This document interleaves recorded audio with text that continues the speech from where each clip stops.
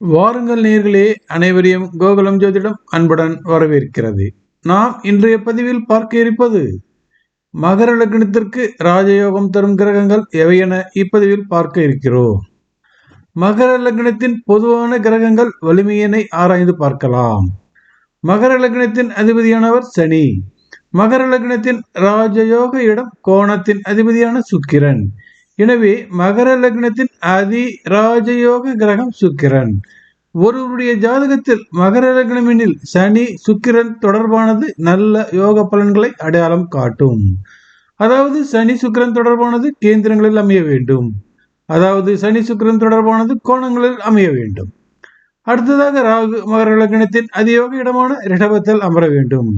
ஒருவர் மகர லக்னத்தில் பிறந்து ரிஷபத்தில் சனி அமர்ந்து அந்த இடமானது சனிக்கு கேந்திர கோணங்களில் இருக்க வேண்டும், அல்லது ராகு 11ஆம் இடத்தில் யோகம் தரும் ராகுவாக இருக்க வேண்டும்.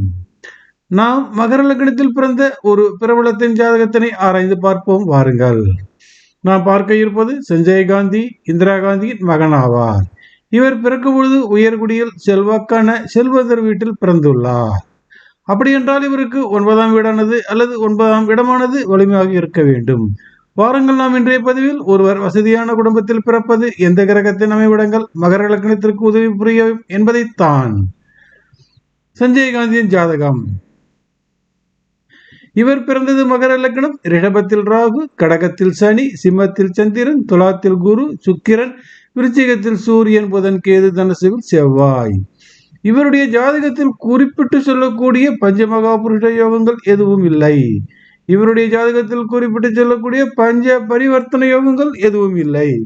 இந்த ஜாதகமானது பிரமாதமான ஜாதகம் என்று கூட சொல்ல முடியாது. யோகங்கள் இல்லா ஜாதகம் தரும் ராஜயோகம். அதாவது இவர் பிறந்த மகர லக்னத்திற்கு ராஜயோகம் தரும் இடம் ரிஷபம். அங்கு ராகு அமர்ந்திருக்கிறார். இவர் பிறந்த மகர லக்னத்திற்கு லக்னாதிபதியான சனி கடகத்தில் கேந்திரத்தில் அமர்ந்திருக்கிறார்.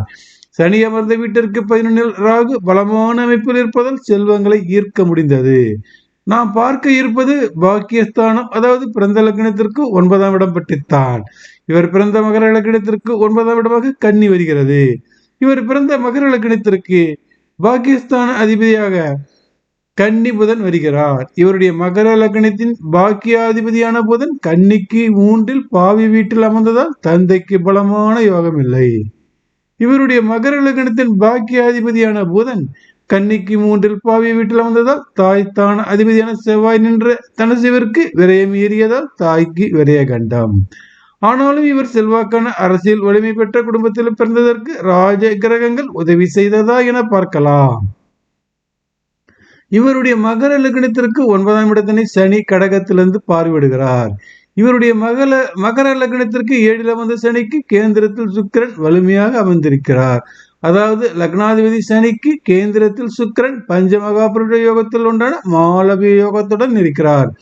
மீண்டும் சொல்கிறேன், இந்த மாலவிய யோகமானது சனி சுக்கிரன் இருவருக்கு மட்டுமே ஏற்பட்டுள்ளது.